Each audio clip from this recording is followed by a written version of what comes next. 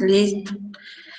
A ver, chicos, vamos a comenzar la clase del día de hoy. Lastimosamente yo tenía preparado otras situaciones que ustedes sabían bien de realizar la práctica acerca de la colostomía y de colocación de enemas. Entonces, por situaciones que se presentan de esta forma, se suspendieron las clases de manera presencial. Espero ya para el día martes poder retomar la situación que nos queda pendiente y voy a adelantar lo que yo les iba a dar el día martes. Sí, entonces el día de hoy voy a dar la clase y al finalizar la clase yo voy a tomar la respectiva lista, ¿sí? Entonces, el día de hoy vamos a ver acerca de lo que es la historia clínica, que ya forma parte de la última unidad con respecto al PEA, ¿sí? Voy a enseñarles cómo se valora una historia clínica, cómo se realiza, cuáles son los pasos a seguir para valorar la historia clínica, qué tenemos que desarrollar con el paciente. Y también tenemos, les voy a enseñar cómo se van llenando las diferentes hojas que forman parte de la historia clínica. Aparte de esto, el día martes les voy a presentar lo que es en copias. Bueno, ustedes ese día ya sacaremos las copias de la historia clínica para, el martes tenemos pensado hacer la práctica que está pendiente. El día jueves sería de la próxima semana. Tendríamos lo que corresponde a realización ya de llenado de las diferentes hojas de la historia clínica. ¿Cuál es el orden de la historia clínica? Que eso corresponde a enfermería. El encargado de ordenar la historia clínica es exclusivamente el enfermero o enfermera. Entonces, esto forma parte de nosotros, ¿ya? Voy a comenzar con la parte más básica. Voy a presentar las diapositivas. A ver, ¿dónde está? Pues, vemos si ya sale. Esta, necesito esta y necesito esta. A ver. Esta primero. Listo, chicos. No sé si pueden observar ahí las diapositivas. Sí. Ya, listo. Si tienen dudas, inquietudes, por favor me hacen conocer, ¿sí? A ver, primero vamos a ver las técnicas de diagnóstico médico. Ustedes cuando realicen lo que es la historia clínica con el paciente, ¿sí? O cuando el paciente vaya a realizarse un chequeo por parte del personal de salud, la obligación de ustedes es, primeramente, realizar lo que es el examen físico al paciente, ver cuáles son los signos y síntomas que presentan y dar un diagnóstico médico o un diagnóstico por parte de enfermería.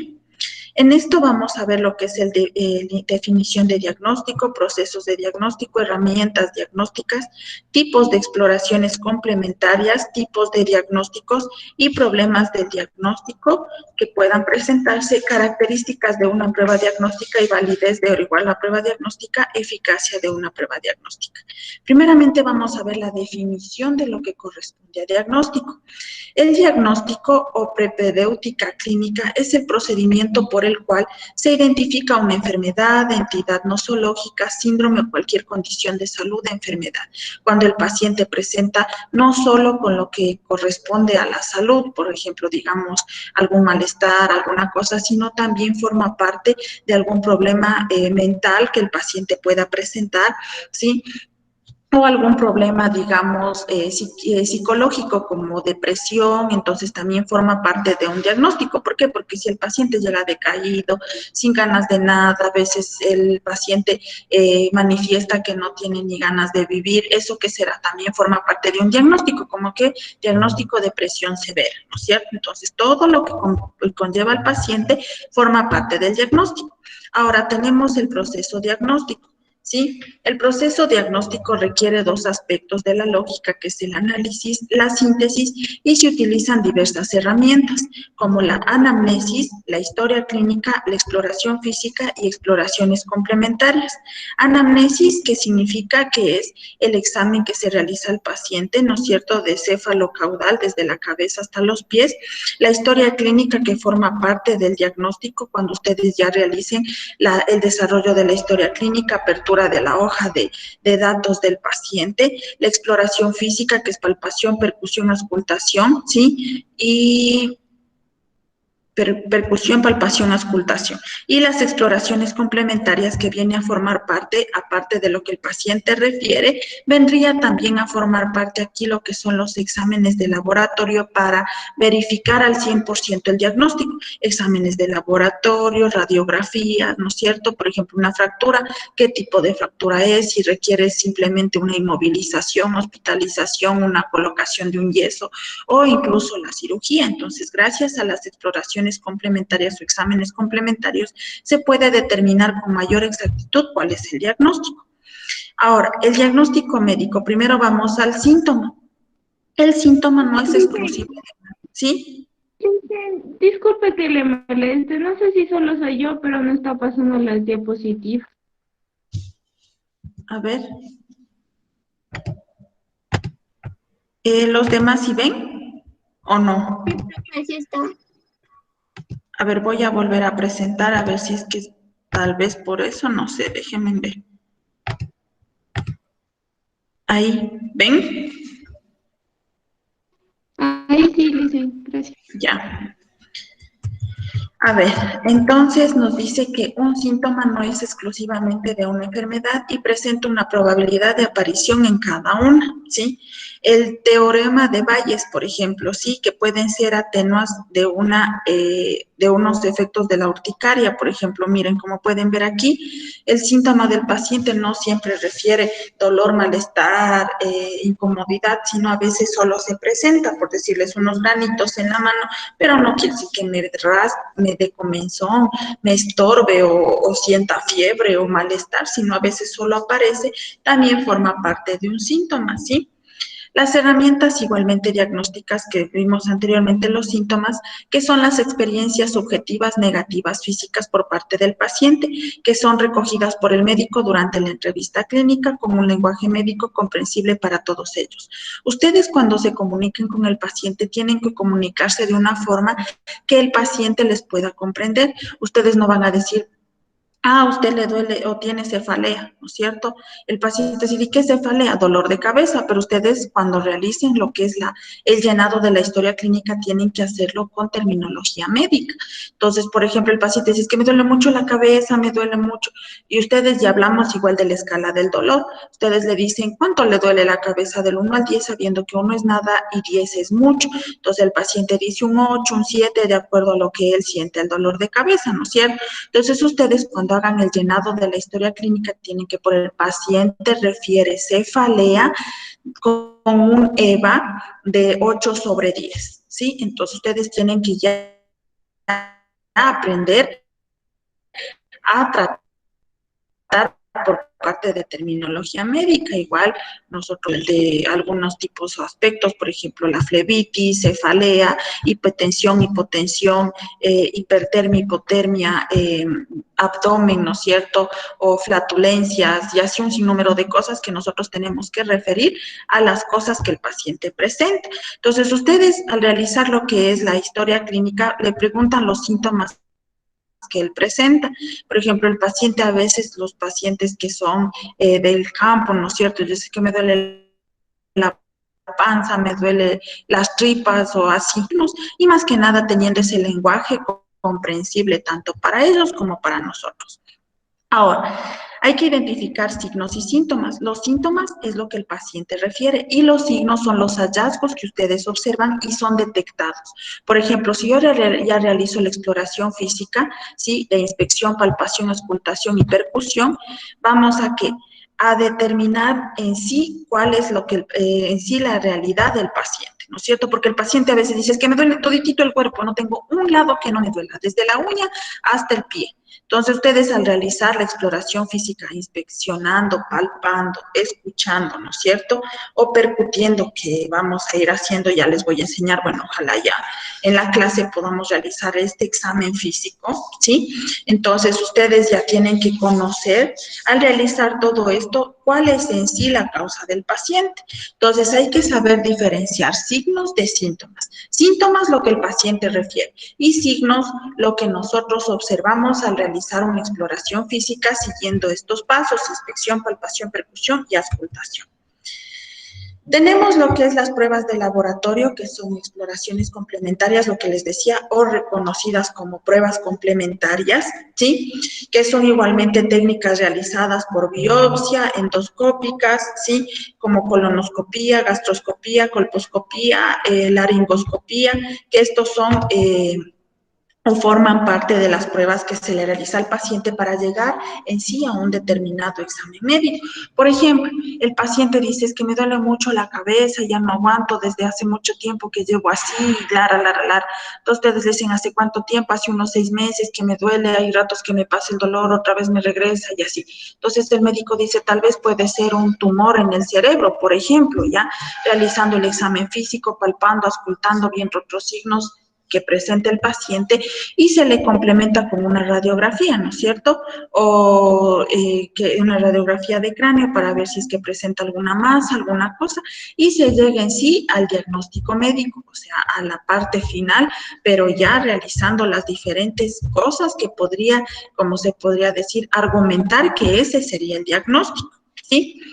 Tenemos 4 tipos de diagnósticos: el diagnóstico clínico individual, que es total, emitido a partir del contraste de todos los mencionados y de las condiciones personales del enfermo diagnóstico de certeza. Se confirma a través de la interpretación y análisis de métodos complementarios. Diagnóstico diferencial, que es el conocimiento al que se arriba después de la evolución cítica comparativa de sus manifestaciones más comunes con las que otras enfermedades, y diagnóstico etiológico, que determina las causas de las enfermedades. El diagnóstico clínico individual, por lo cual el paciente asiste. Por ejemplo, a mí me duele la cabeza y yo necesito que me ayude con eso, ¿sí? O me duele y necesito que me alivie ese dolor. El diferencial, ¿no es cierto?, que son o diferencian unas enfermedades con otras. Por ejemplo, el paciente a veces presenta diabetes, hipertensión y va por el dolor de cabeza, ¿no es cierto? Diferenciar por la cual la situación el paciente realiza la consulta médica. Sí, y diagnóstico etiológico, que son las de determinar por qué le duele la cabeza. Por ejemplo, si el paciente es hipertenso y le duele la cabeza, puede ser una causa la hipertensión, porque la presión puede estar elevada, ¿sí? Tenemos el diagnóstico genérico, que determina si el sujeto está o no enfermo. Por ejemplo, ustedes cómo valoran si es que a veces ustedes se van a encontrar con un sinnúmero de pacientes. Los pacientes a veces van a determinar, ¿no es cierto?, si es que realmente se encuentran enfermos o están haciendo un show, como se podría decir comúnmente o vulgarmente, ¿sí? Porque hay pacientes que, por ejemplo, dicen: no, es que yo sí me siento mal, doctor, y no sé qué, y no sé cuánto. Y a veces ustedes le realizan el examen físico y no presentan nada, o le realizan exámenes complementarios y el paciente está más sano que el mismo doctor o la misma enfermera, ¿sí? Entonces hay que saber determinar si es que realmente el paciente está enfermo. O los típicos pacientes que cuando quieren llamar la atención por parte de los familiares, se hacen los que se desmayan, los que presentan tal cosa, la respiración les falta y un sinnúmero de cosas. Ya, entonces el médico tiene que aprender a valorar si realmente es parte de una enfermedad o no es parte de una enfermedad. El diagnóstico heroico, cuando el diagnóstico se convierte en una obsesión, en un absurdo, en una especie de imposición mental y profesional, es decir, un diagnóstico extremo en el sentido de por sí mismo e innecesario. Cuando el paciente, por ejemplo, digamos, tiene su esposo o su esposa y el esposo le dice: ¿sabes qué? Me voy con mis amigos un ratito, y la mujer empieza: ay, es que no, es que ya me va a dar se me va a subir la presión y no sé qué, y a veces ese es el que siempre ya tiene como una obsesión con esa forma de chantajear a la persona. El diagnóstico lesional es el anatómico o topográfico, que es la localización e identificación de las lesiones en diferentes órganos y tejidos. Por ejemplo, si el paciente presenta o tiene un problema de apéndice, ¿no es cierto?, o apendicitis, al momento de localizar, de hacer la palpación, el examen físico, se determina qué es eso, porque está afectado a algún órgano, ¿no es cierto? O se lastima la pierna, se fractura, ustedes observan. Entonces, obviamente, el paciente está diciendo la verdad con respecto a su parte o tejido o órgano lesionado. El diagnóstico nosológico, que es la determinación específica de la enfermedad, ¿sí? El diagnóstico patogénico, que consigna los mecanismos que producen la enfermedad por la acción de las causas y la reacción orgánica. El diagnóstico presuntivo, que se basa en los datos obtenidos en la anamnesis y el examen físico.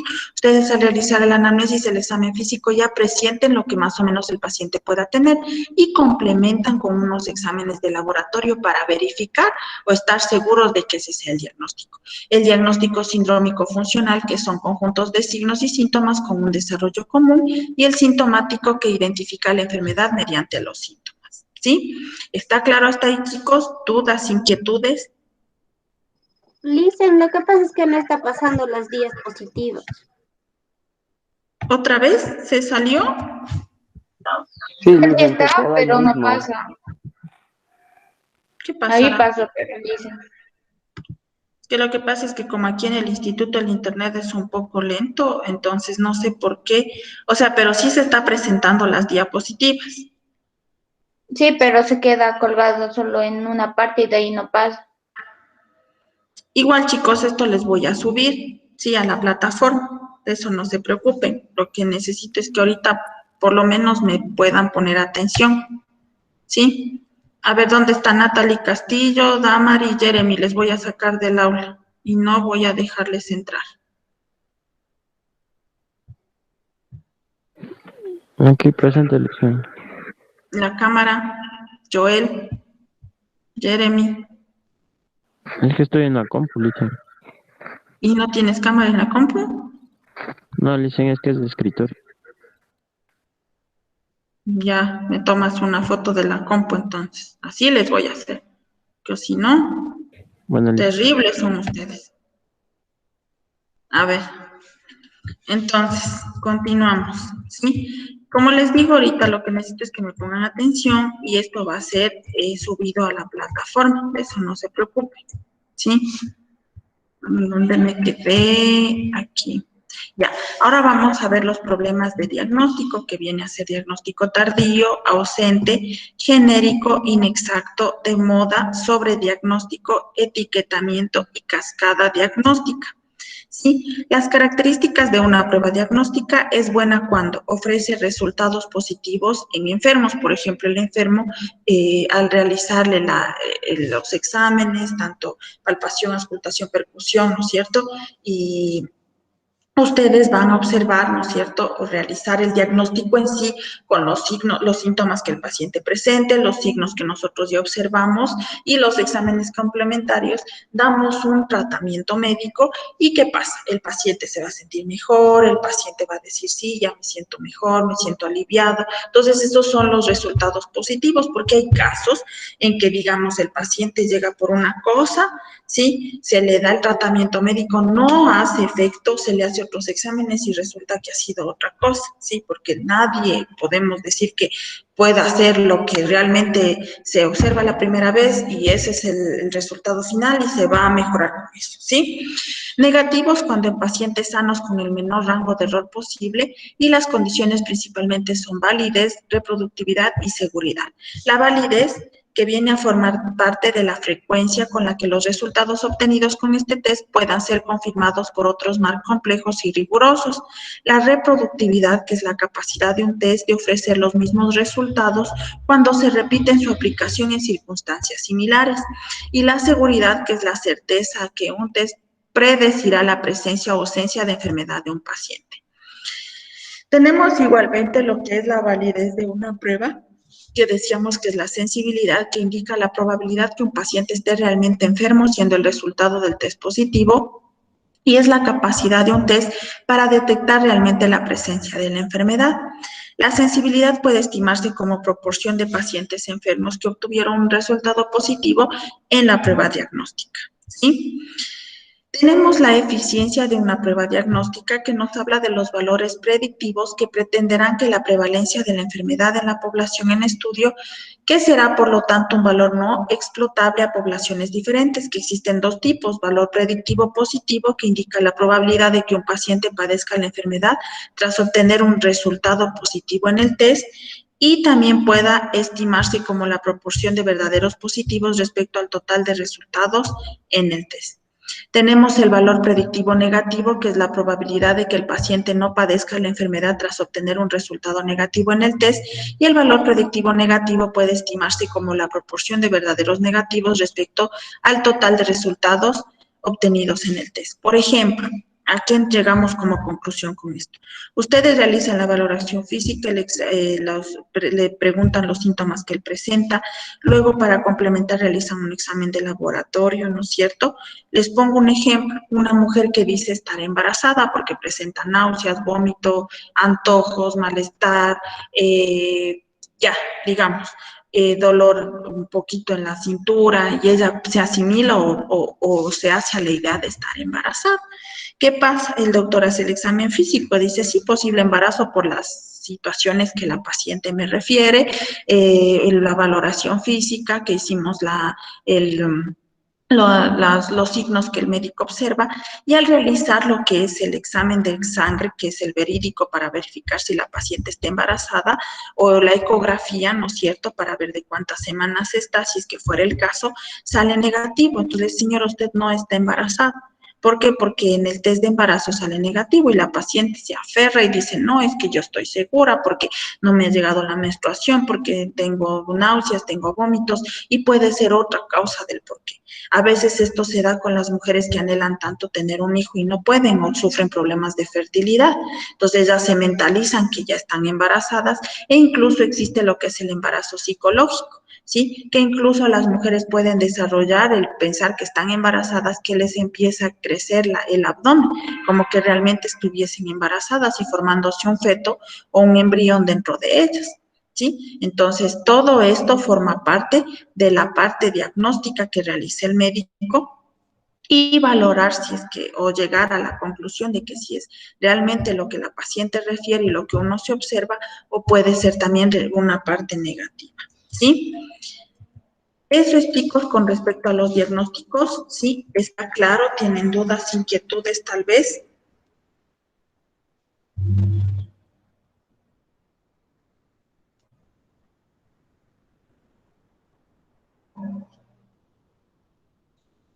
Todo está claro, profe. ¿Ya? Listo. Entonces, continúo con la siguiente parte, ¿sí? A ver, ya está. Vamos con técnicas, valoración, ¿ya? A ver.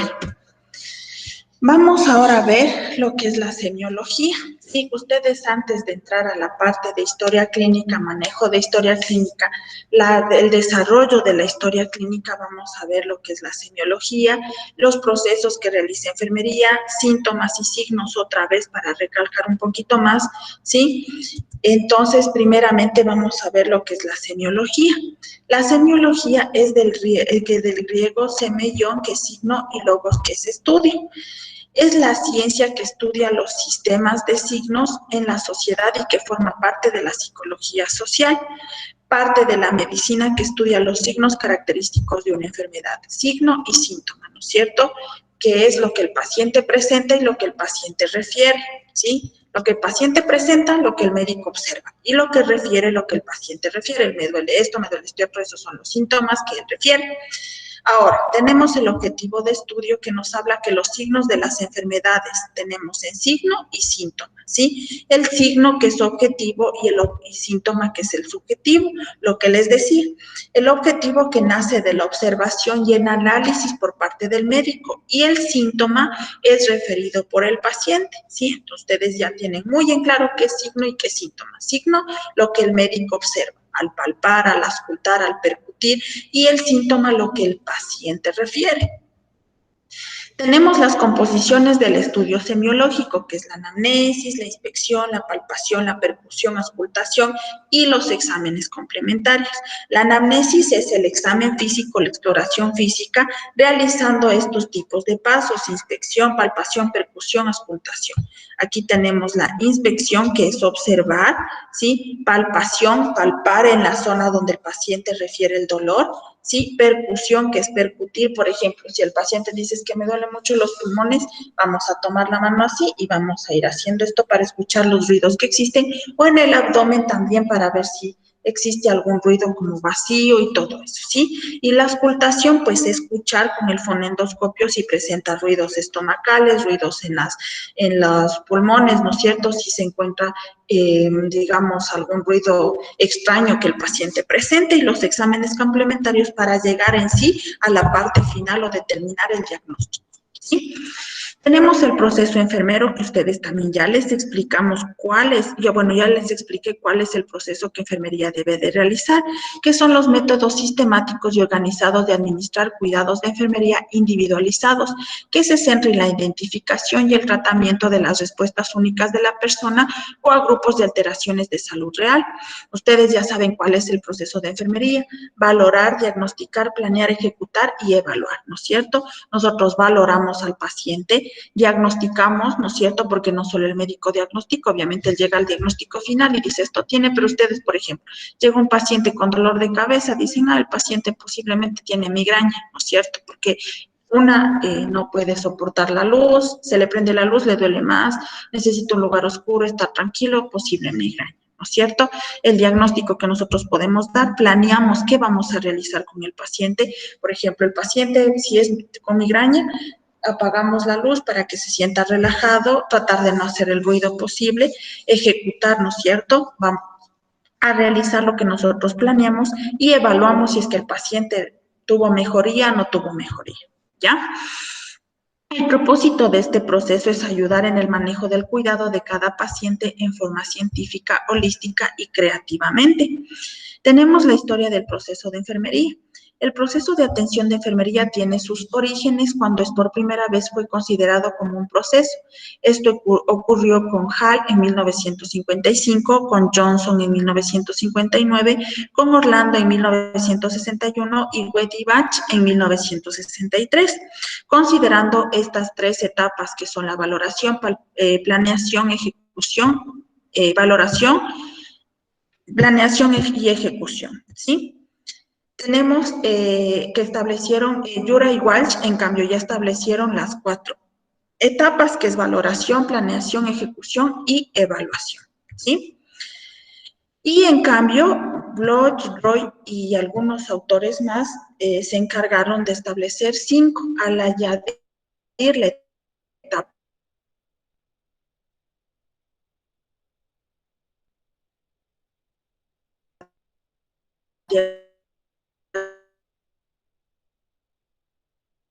diagnóstica, ¿sí? Valoración, diagnóstico, planeación, ejecución y evaluación. Así fue como hay que realizar la ejecución. En cambio, Yura y Walsh determinaron valoración, planeación, ejecución y evaluación. Ahora también incluir la etapa de diagnóstico, que viene a ser valoración, diagnóstico, planeación, ejecución y evaluación, ¿sí? Ahora tenemos los signos y síntomas, ¿sí? Ahora, el signo, como ya dijimos, es la manifestación objetible, consecuente en una enfermedad o alteración de la salud y se hace evidente en la biología del enfermo.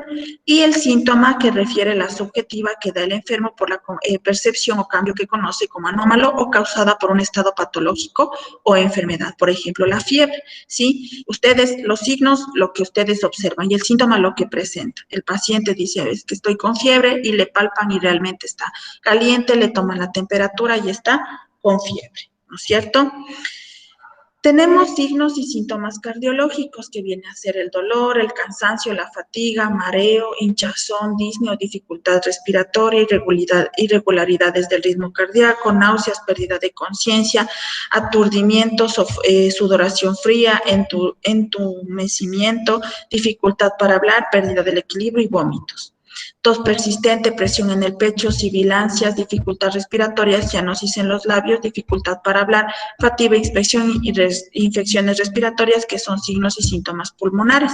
Si el paciente presenta dolor, cansancio, fatiga, mareo, confusión, puede tener forma o formar parte de la parte cardiológica. Si presenta tos persistente, presión en el pecho, sibilancias, que son los ruidos que se escuchan al momento de realizar el examen físico de auscultación en los pulmones, como silbidos, como que así, ¿ya? Entonces, eso quiere decir que puede ser parte de los pulmones o formar parte a la afección de la parte pulmonar. Signos y síntomas renales que el paciente pueda presentar: fatiga, dolor de cabeza, prurito, picazón, náuseas, pérdida de peso, edema, dolor óseo, somnolencia, entumecimiento, calambres, mal aliento, sed excesiva, vómitos, heces con sangre, hematomas, micción excesivo, nada, y presencia de hipo, que viene a ser forma parte de la daño renal, ¿no es cierto? Ahora vamos a ver los puntos de exploración clínica, ¿sí? La exploración física o examen clínico es el conjunto, ¿sí?, de maniobras que se realizan para obtener información sobre el estado de salud de una persona. La anamnesis, la historia clínica y la exploración física. Con respecto a la anamnesis, el examen o el valor, o se podría decir, el realizar la historia clínica, ¿sí? Tenemos lo que es ya en sí el desarrollar la historia clínica con el paciente y la exploración que tenemos que realizar para llegar al diagnóstico final. El examen físico, que debe de ser como mínimo hábitos exteriores como los signos vitales como pulso, temperatura, frecuencia cardíaca, tensión arterial, ¿sí?, así como datos desde la cabeza al cuello, tórax, abdomen y miembros genitales. Ese es el examen físico. Tomamos signos vitales, ¿no es cierto? Valoramos realizando la palpación, percusión, auscultación, ¿no es cierto? Y la percusión, que vamos a realizarlo observando, palpando o realizando el examen o la exploración física al paciente de pies a cabeza, o desde la cabeza hasta los pies, cefalocaudal. La preparación para la exploración física es reflexionar sobre cómo abordar al paciente, regular la iluminación y el entorno.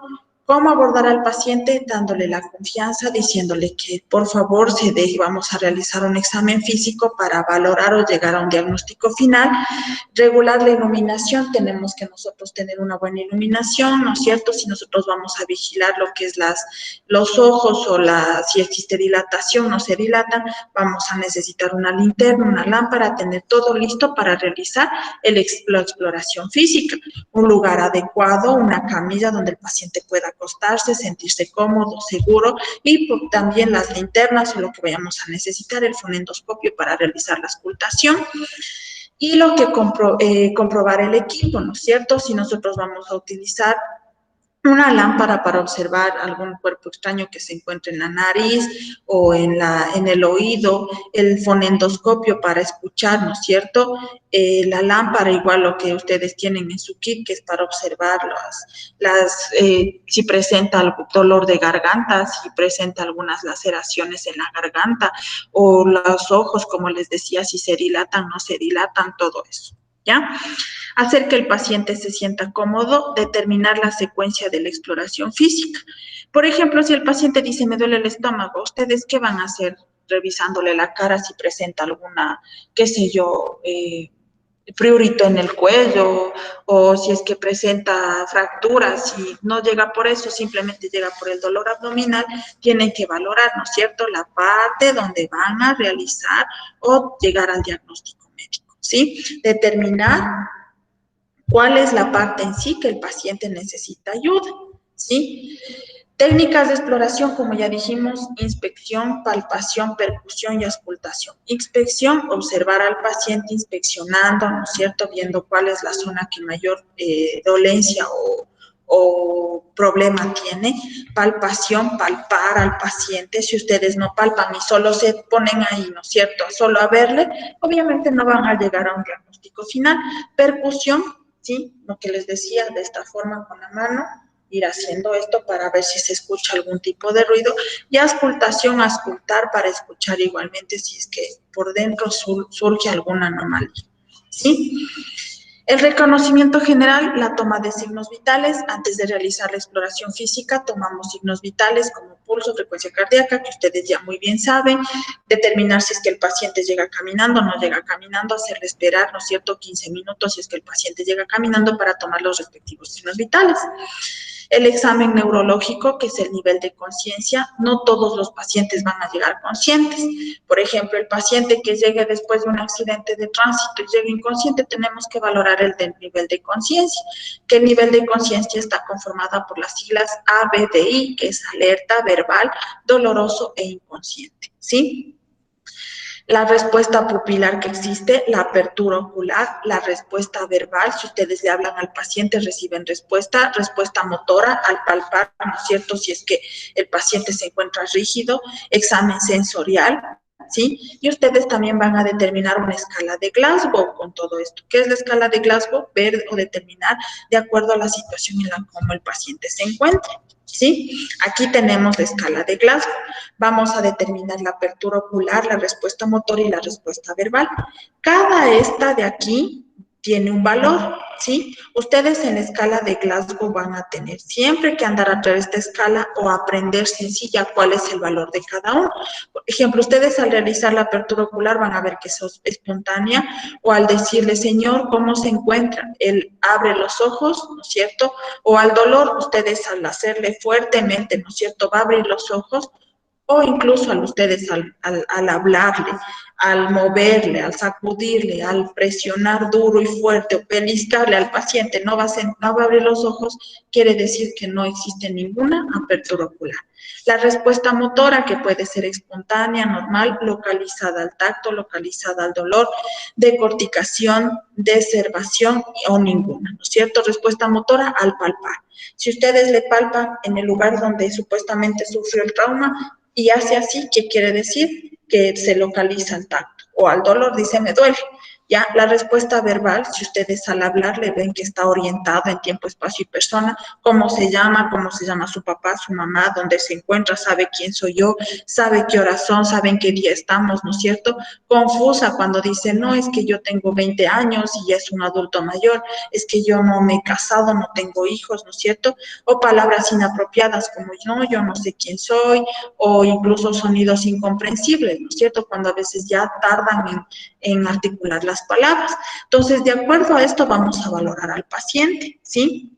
Si es que el paciente llega inconsciente, escala de Glasgow, ¿no es cierto? O incluso si es que el paciente presenta, digamos, confusión mental, también tenemos que realizar escala de Glasgow para ver si es que se encuentra consciente en tiempo, espacio y persona. Ahora, ¿cómo valoramos la escala de Glasgow? La escala de Glasgow vamos a valorar de la siguiente forma. Vamos a realizar, la escala de Glasgow tiene un valor de 15 sobre 15. Si ustedes suman 4 más 6 más 5, quiere decir que el paciente se encuentra en una escala de Glasgow 15 sobre 15. Tenemos que valorar la apertura ocular, la respuesta motora y la respuesta verbal, ¿sí? Entonces, si el paciente presenta una apertura ocular a la voz, ¿sí? ¿Qué quiere decir 3? ¿Sí? Yo ya sé que al momento de decirle, señor, ¿cómo se encuentra? Abre los ojos, 3, ya. Respuesta motora, si yo le palpo y se encuentra localizada al dolor, dice, ay, me duele, 4, ya. Tengo 3 más 4 son 4, 5, 6, 7. Y la respuesta verbal está confusa, que es 4, no, yo no sé quién soy, no sé dónde estoy. 4 sería 7, 8, 9, 10, 11. Entonces, ustedes ven, escala de Glasgow 11 sobre 15. Quiere decir que el paciente no se encuentra adecuadamente o al 100% bien, ¿sí? ¿Está claro con respecto a escala de Glasgow, chicos, cómo debemos valorar al paciente cuando llegue inconsciente o presenta algún problema? Sí, Lisa. Ya, así es como valoramos la escala de Glasgow. Entonces verán, estarán pilas, que de esto voy a preguntar y todo. ¿Cómo se valora la escala de Glasgow? Apertura ocular, respuesta motora y respuesta verbal. ¿Cuánto es el valor de escala de Glasgow? 15 sobre 15. ¿Qué valoramos? Si la apertura ocular es espontánea, la voz al dolor o ninguna, si la respuesta motora es espontánea, normal, localizada al tacto, localizada al dolor, decortización y descerebración, y respuesta verbal orientada, confusa, palabras inapropiadas, sonidos incomprensibles o ninguna, ¿sí? Ahora, el examen de la piel, ¿sí? Ustedes ya están conociendo que no solo es cuestión de coger y decir, el paciente llega, le pongo la medicación y se fue, sino tenemos algunos pasos por seguir antes de administrar la medicación, como es realizar el examen físico, la anamnesis, llegar a un diagnóstico valorando absolutamente todo lo del paciente, ¿sí? Mucho ojo con esto, todo para llegar a un diagnóstico y poder dar un tratamiento médico. Ahora, el examen de la piel, tenemos que ver el color, si la piel está hidratada, si tiene buena temperatura, una buena textura, movilidad y si presenta lesiones, ¿sí? El examen de cabeza, debemos de explorar cabello, cuero cabelludo, cráneo y cara, si presenta laceraciones, cortes, qué sé yo, ¿sí? En la cabeza tenemos que ver el cráneo y región facial, buscar heridas y protrusiones a la palpación, fracturas en la base del cráneo, hemorragias y pérdida de líquido cefalorraquídeo. Todo esto tenemos que nosotros valorar, a lo menos si el paciente llega de un accidente de tránsito, no saben cómo fue el accidente, qué se lastimó, qué se fracturó, puede haber una hemorragia interna, absolutamente muchas cosas que podemos encontrar en el paciente. Exámenes de la vista, notar la agudeza visual, notar la localización exacta, tamaño y color de cualquier lesión externa, notar igualdad de los movimientos de los párpados, observar el aspecto de las pupilas, tamaño, forma, igualdad, observar la reacción hacia la luz, lo que les decía, ¿no es cierto? Si las pupilas presentan midriasis, miosis, pupilas isocóricas, redondas o reactivas a la luz. Aquí tenemos, miren, las pupilas de acuerdo a la situación del paciente. Esta pupila de aquí que podemos ver, ¿sí? Es cuando el paciente consume drogas, ¿sí? ¿Qué pasa con la pupila? Se le dilata, ¿sí? Muchísimo, ¿sí? Entonces, todo eso tenemos que valorar. Al momento de poner la luz, la pupila se dilata así, como los gakis, ¿ya? Tenemos igualmente el oído, que es la agudeza auditiva, las lesiones externas, si presenta secreción, la nariz, los cambios estructurales, el escurrimiento, si también presenta lo que es secreción nasal, la boca y los labios si presenta lesiones externas o lesiones internas, el examen del cuello, notar cualquier lesión o inflamación en el cuello, palpar el cuello con el uso de los dedos. ¿Por qué? Porque también hay pacientes que sufren de tiroides, ¿sí? O pueden tener algún tumor o alguna cosa en la parte del cuello, ¿sí? Entonces tenemos que valorar consistencia, si vemos alguna masa, alguna cosa o alguna lesión. ¿Sí? El examen del tórax, si presenta un aspecto general, la forma del tórax, forma de las costillas y medir la excursión del tórax. El examen de pulmón, igualmente si el paciente tiene buena frecuencia respiratoria, localización y calidad de sus sonidos pulmonares y ruidos respiratorios bronquiales. Aquí tenemos la palpación, que es la localización de los frémitos palpables. Si el paciente presenta dolor a nivel de los pulmones, ¿qué va a hacer el doctor? A palpar la zona de la espalda. La percusión, ¿sí? Lo que vemos aquí en la imagen, ¿sí? Lo que les decía con los dedos en la mano para escuchar algún ruido que se pueda tener el paciente, ¿sí? Internamente. Y auscultación, ¿sí? Que es escuchar. ¿Sí? Y la palpación de la cara anterior del tórax, igualmente, el examen de las mamas en pacientes, las mujercitas saben muy bien que tiene que realizarse por lo general siempre el examen mamario, que tiene que ver el tamaño, simetría, contorno, color, edema, tamaño y forma de los pezones y palpar igualmente los pezones, que esto se le recomienda a las pacientitas mujercitas que se realicen incluso a los hombres, porque ustedes saben que el cáncer de mama se puede dar tanto a hombres como a mujeres, ¿sí? El examen del corazón, que es de acuerdo a la palpación, viendo los ritmos cardíacos, que el médico también lo hace, igual el examen de mamas puede hacer el doctor, los latidos del corazón, si el paciente ha presentado algún infarto, preinfarto o antes de llegar a la consulta o en tiempos antes, ¿no es cierto? Ver si los ritmos cardíacos son acelerados, desacelerados, realizar un electrocardiograma si es que el paciente sufre del corazón, ¿sí? Auscultar los ruidos, lo que les decía, y soplos cardíacos, que eso también hace el doctor, y el examen del abdomen, ¿sí? Al realizar la palpación, ver dónde le duele, hipocondrio derecho, hipocondrio izquierdo, epigastrio, mesogastrio, hipogastrio, flanco derecho, flanco izquierdo, fosa ilíaca, ¿sí? De acuerdo donde se encuentra el dolor situado, podemos determinar qué órgano es el que está afectado, ¿sí? No todo está hecho un champús en nuestro estómago, ¿sí? El estómago está por un lado, el intestino grueso, el intestino delgado, el apéndice, el hígado, el riñón. Entonces, de acuerdo a la situación donde presente el dolor, auscultamos y podemos determinar. El paciente refiere dolor, al momento de realizar palpación se observa que el paciente refiere dolor localizado en hipocondrio izquierdo, con un EVA de 9/10, ¿ya? Así. Entonces, auscultamos el abdomen, ¿sí? Las extremidades superiores e inferiores, igualmente ver simetría, coloración, pulsos, higiene, edema o presencia de varices. Examen de las vías genitourinarias, que es examinar la uretra externa, examinar la cantidad, color, olor, densidad y pH del gasto urinario, y examinar posible presencia de sangre y palpar la distensión vesical. Si el paciente presenta sangre al orinar es porque algo está pasando con las vías genitourinarias. Si el paciente presenta dolor abdominal, aparte de su fiebre, náuseas, vómitos, quiere decir que puede ser una posible apendicitis. Todo de acuerdo a la situación del paciente. No podemos nosotros, ¿cómo se podría decir? Determinar que si le duele el abdomen va a ser una fractura, ¿no es cierto? O vamos a revisar las piernas a ver si es que presenta alguna herida o algo, ¿cierto? ¿Por qué? Porque el dolor localizado está en el abdomen. Si el paciente presenta sangrado al orinar, ¿no es cierto? Tampoco vamos a relacionar con una fractura, el dolor del pie, el dolor de la pierna, o que algo tenga que estar afectando a la parte muscular si es que el paciente está orinando sangre. ¿Qué quiere decir? Que está afectado algo de las vías urinarias. El examen genital que realizan igual los ginecólogos, que es examinar visualmente genitales masculinos o femeninos, y se examina para detectar lesiones o secreciones.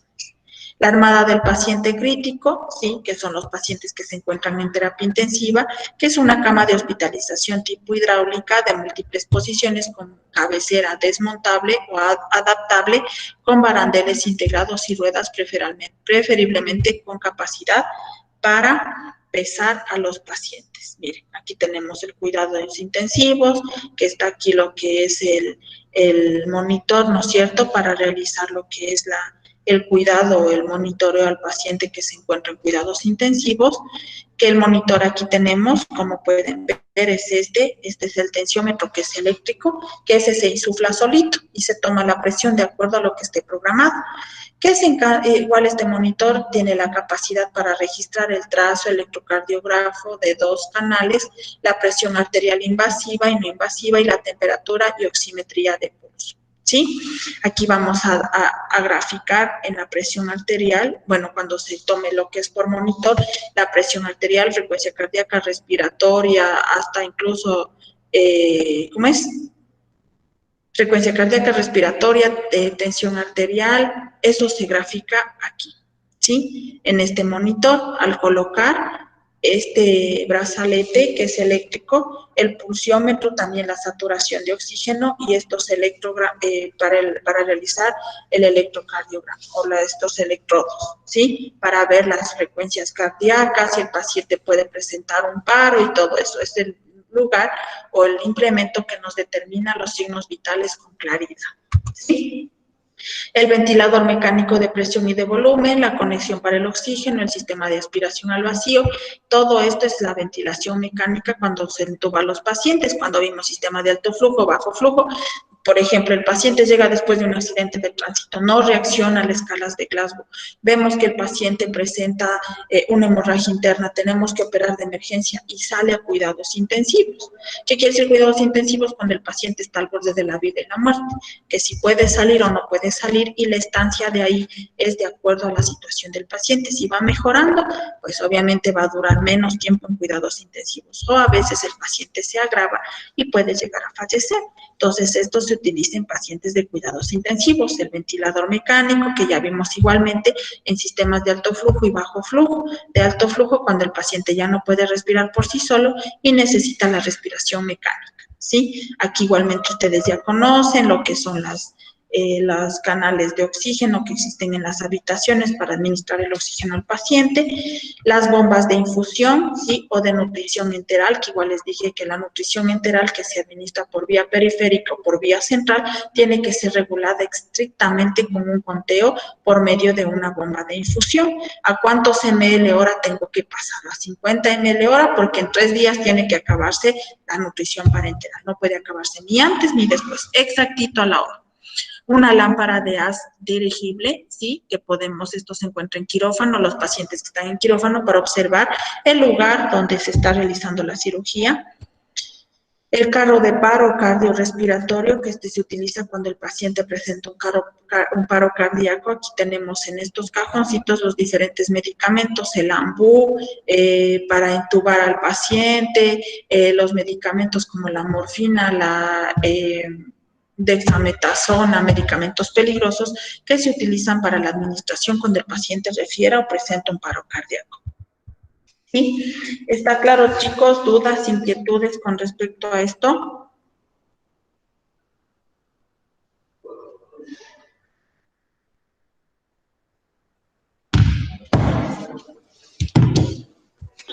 No, Lisa.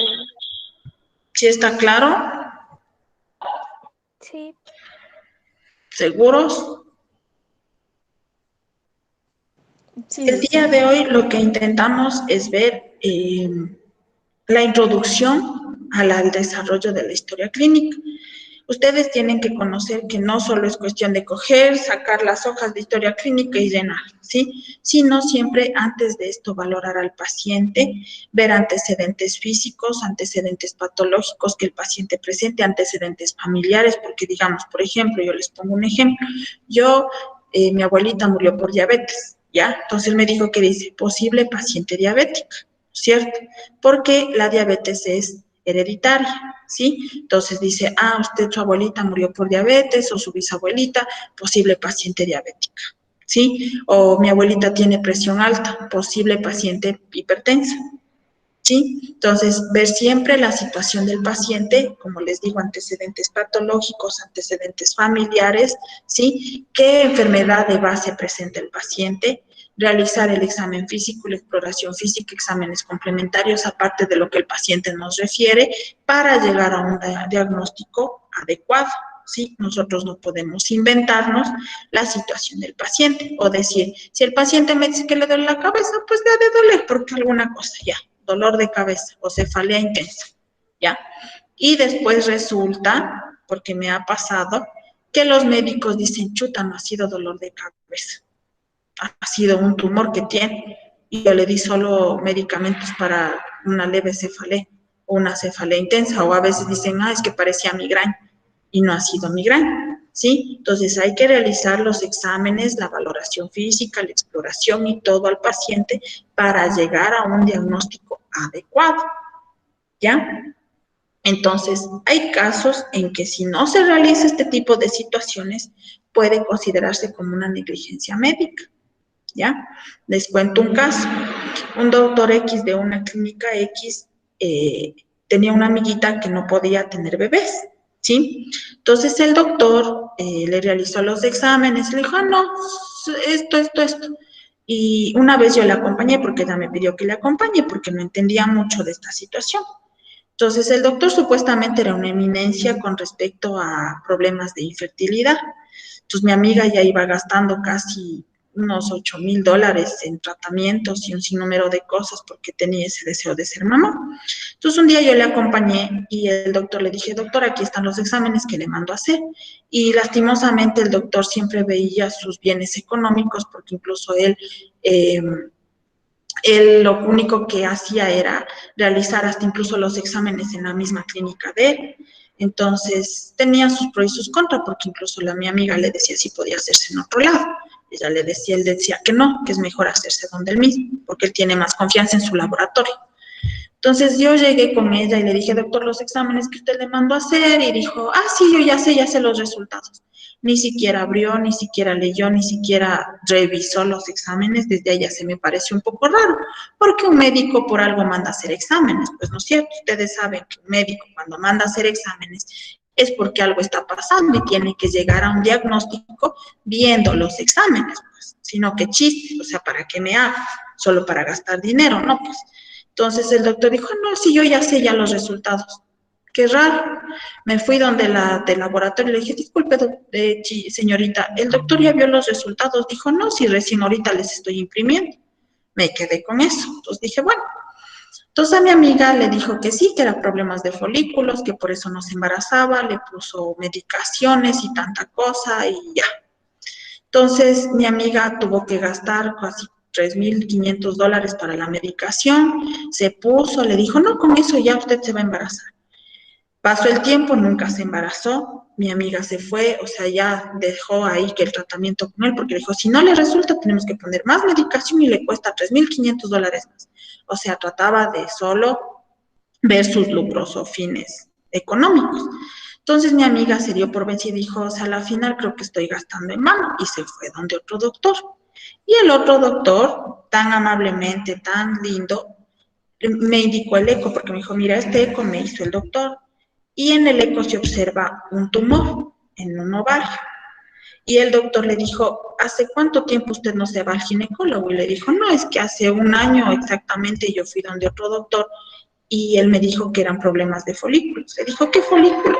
Su problema es el tumor que está taponando el ovario y usted nunca va a poder fecundar por eso. Entonces el doctor, y es verdad, en el eco está el tumor, o sea, se le ve. Y el doctor dijo, y el tumor no es que se vaya formando de un día a otro, el tumor se va formando poquito a poco. O sea, de lo que pudo haberle visto el doctor, pudo haber tenido unos 3 centímetros, porque cuando el doctor nuevo le hizo ya el eco, pudo observar que tenía 6 centímetros, o sea, ya estaba súper grande. Entonces, era algo idiota, ¿cómo se iba a embarazar si supuestamente para problemas de folículos y el otro doctor le observa y tenía un problema de tumor? Entonces, el doctor le dijo, bueno, mi amiga le explicó, le dijo, es que me fui donde tal doctor y me dijo esto, dijo, de aquí me vienen siempre los mismos casos del doctor. Y de ahí mi amiga ni siquiera le decía qué problema le dijo y él dijo, típico de él, le dijo que era problemas de folículos. O sea, él para todas las pacientes era problemas de folículos. Entonces ahí está que viene a ser que una negligencia médica, porque él nunca revisó exámenes, nunca realizó una exploración física. A mi amiga nunca le valoró, solo le realizaba medio un eco y decía, no, es que es folículos, ¿ya? Entonces nunca determinó a fondo cuál era la situación, nunca realizó una ecografía adecuadamente o despacio o como se puede decir, explorando, ver qué pasa o no pasa.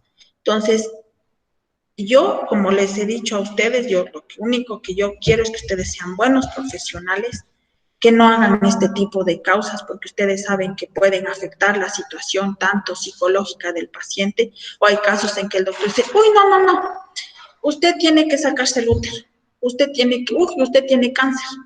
Y a veces ustedes dicen, le psicosean tanto al paciente que el paciente se mentaliza eso y después va donde otro doctor y dice, no, usted tiene cura, usted tiene que realizarse esto y ya está solucionado su problema. Entonces, he aquí la paciencia, el determinar, el realizar la exploración física adecuadamente para llegar a un diagnóstico adecuado, ¿sí? Eso, chicos. Entonces, con eso espero que esté claro. El día martes, si Dios nos permite, pues estaremos de nuevo en la parte presencial, ¿sí? Hasta el momento sí está autorizado las clases de forma presencial y todo, y pues hallaremos el laboratorio que está pendiente y para el día jueves ya empezaremos el llenado de la historia clínica, porque ustedes, la mayoría de la historia clínica llena la enfermera, ¿sí? Hoja de signos vitales, de evolución, que también hace su reporte enfermero, la hoja de ingesta y eliminación, que es un poquito difícil, que también les voy a enseñar cómo llenar, ¿sí? La hoja de ¿cómo es? 08, que es lo de los datos del paciente. Entonces, todo eso vamos a aprender cómo se llena, ¿sí? Eso, chicos, voy a tomar la lista antes de que me olvide, ¿sí?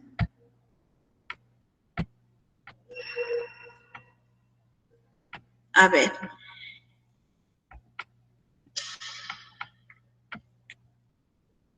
Tengo Kikaisa. Presente, Licen. A ver, chica Isa. Sí, Lisa. Tengo Moreta María. Presente, Lice. Quilombaquín Elvis. Presente, Lice. Castillo Doris. Presente, Licen. Y Luisa Melanie. Presente, Lisa. Erazo Alison. Presente, Licen. Espinosa Micaela. Presente, Licen. Freire Nayeli. Presente, Licen. Játiva Jeremy. Presente, Lice. Moreta Mateo. Presente, Lice. Ormaza Angie. Presente, Licen. Ramos Henry. ¿No está? Rodríguez Leili. Presente, Licen. Roldán Damari. Sarche Marjorie. Licen. Presente, Roldán. Licen. Roldán, ¿sí está? ¿No? Roldán. Sarche, sí, ¿no? Presente. Sí, Licen. Ya. A ver. Roldán, sí, está. Sí, te escucho, Roldán. Sí.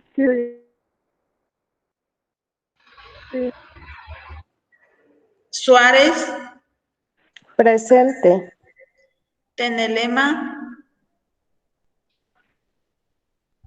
Ulcuango Lady. Presente, Licen. Presente. Valladares Joffre. Presente.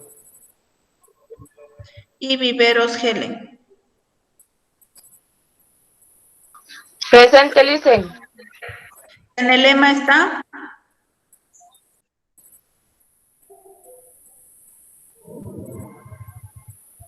Ramos Henry. Ramos Henry Tenelema, ¿no? Ya. Listo, chicos. Entonces, eso es todo por el día de hoy. Nos vemos el día martes. Cuídense mucho. Mande. Sí, dime. Sí, te respondí, Licen. A ver, Tenelema. Ya. Listo. Sí, ya. ¿Ya? Entonces, chicos, nos vemos el día martes. Cuídense mucho, por favor. Les mando un abrazo. Que tengan un excelente fin de semana y hasta luego, chicos. Gracias, Licen. Hasta luego. Gracias, hasta luego. Igualmente, hasta luego. Hasta luego, Licen.